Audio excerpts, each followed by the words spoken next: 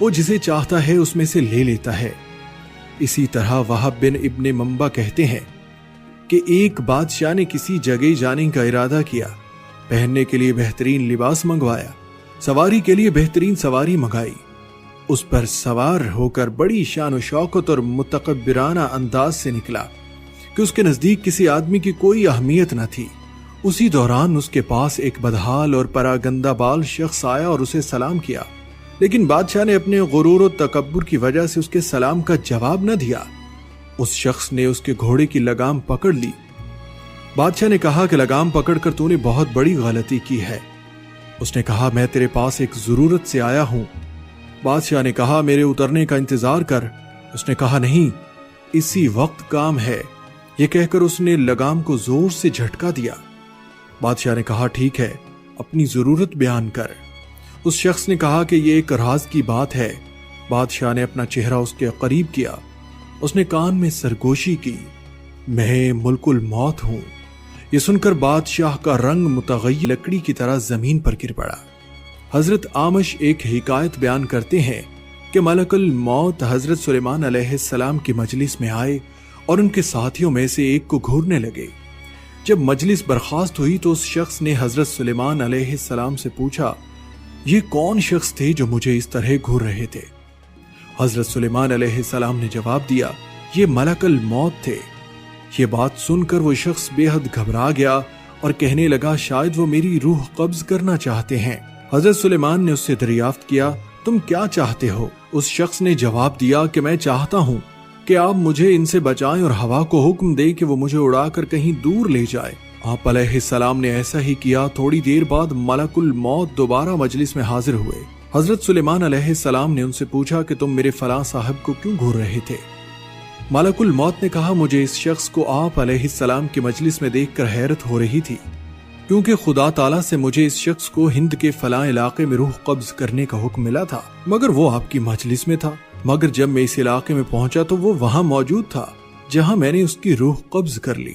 ایک بندہ مومن سے ملک الموت کی ملاقات کا واقعہ یوں ہے کہ ملک الموت نے اس بندہ مومن سے کہا کہ مجھے تم سے ایک راز کی بات کہنی ہے۔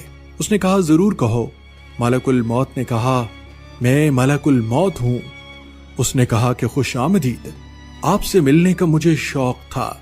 ملک الموت نے کہا جو کام تم نے کرنا ہے وہ پورا کر لو۔ اس شخص نے کہا مجھے خدا کی ملاقات سے زیادہ کوئی ایک ایسے زبردست بادشاہ کی روح قبض کی دنیا میں جس کی شان و شوکت کے ڈنکے بجتے تھے۔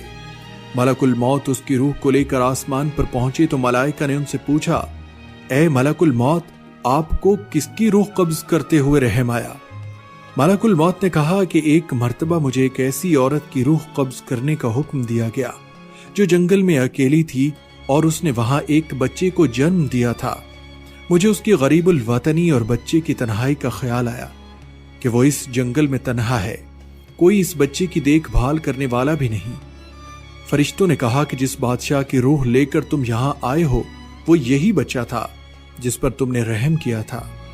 ملک الموت نے کہا کہ خدا جس پر چاہے رحم فرمائے۔ عطا بن یسار کہتے ہیں کہ ماہ شعبان کی 15 تاریخ کو ملک الموت کو ایک صحیفہ دیا جاتا ہے اور کہا جاتا ہے کہ اس سال تمہیں ان سب لوگوں کی روحیں قبض کرنی ہیں جن کے نام اس صحیفے میں درج ہیں۔ عطا کہتے ہیں کہ انسان نکاح کرتا ہے، مکان تعمیر کرتا ہے، اسے معلوم ہی نہیں ہوتا کہ اس کا نام ملک الموت کے تو تمہاری روح بھی قبض کرنے آؤں گا۔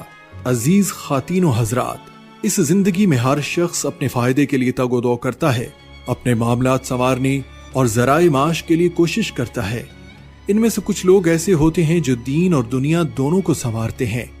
یہ وہ لوگ ہیں جنہیں اللہ تعالیٰ نے دنیا میں خیر سے نوازا اور آخرت میں بھی ان کے لیے خیر و بھلائی ہے اور انہیں آگ کے عذاب سے تحفظ دیا، جبکہ کچھ لوگ ایسے ہیں جو دنیا کے لیے دوڑ دھوپ کرتے ہیں لیکن آخرت کو بھول جاتے ہیں۔ یہ وہ لوگ ہیں جو گل چھرے اڑاتے ہیں اور ڈنگروں کی طرح کھاتے ہیں، ان کا ٹھکانہ آگ ہے۔ کسی بھی تمنا یا کام کی ایک انتہا ہے، وہاں پہنچ کر وہ ختم ہو جائے گا۔ فرمان باری تعالیٰ ہے اور بے شک تیرے رب کی طرف ہی ہر چیز کی انتہا ہے۔ پاک ہے وہ ذات جس نے تمام دلوں کے لیے مصروفیات، ہر ایک کے دل میں تمنائیں اور سب کے لیے عزم و ارادہ پیدا کیا۔ وہ اپنی مرضی سے جو چاہے کرتا ہے اور جو چاہے نہیں کرتا۔ اللہ تعالیٰ کی مرضی اور ارادہ سب پر بھاری ہے۔ فرمانے باری تعالیٰ ہے، اور اللہ رب العالمین کی مرضی کے بغیر تمہاری کوئی مرضی نہیں، لہٰذا جو اللہ تعالیٰ چاہتا ہے وہ ہو جاتا ہے، اور جو نہیں چاہتا وہ نہیں ہوتا۔ موت اس دھرتی پر تمام مخلوقات کا آخری انجام ہے۔ اس دنیا میں ہر ذی روح چیز کی انتہا موت ہے۔ اللہ تعالیٰ نے موت فرشتوں پر بھی لکھ دی، چاہے وہ جبرائیل، میکائیل اور اسرافیل علیہ السلام ہی کیوں نہ ہوں، حتیٰ کہ ملک الموت بھی موت کے منہ میں چلے جائیں گے۔ فسلط عیاں ہوتا ہے۔ فرمانے باری تعالیٰ ہے، اور وہی اپنے بندوں پر غالب ہے، اور وہ تم پر نگہبان بھیجتا ہے، یہاں تک کہ جب تمہارے کسی ایک کو موت آتی ہے اسے ہمارے بھیجے ہوئے فرشتے قبض کر لیتے ہیں، اور وہ کوتاہی نہیں کرتے۔ موت انبیاء کرام کے علاوہ کسی سے اجازت نہیں لیتی، کیونکہ اللہ تعالیٰ کے ہاں انبیاء کرام کا مقام و مرتبہ بلند ہوتا ہے، اس لیے موت ہر نبی سے اجازت طلب کرتی ہے۔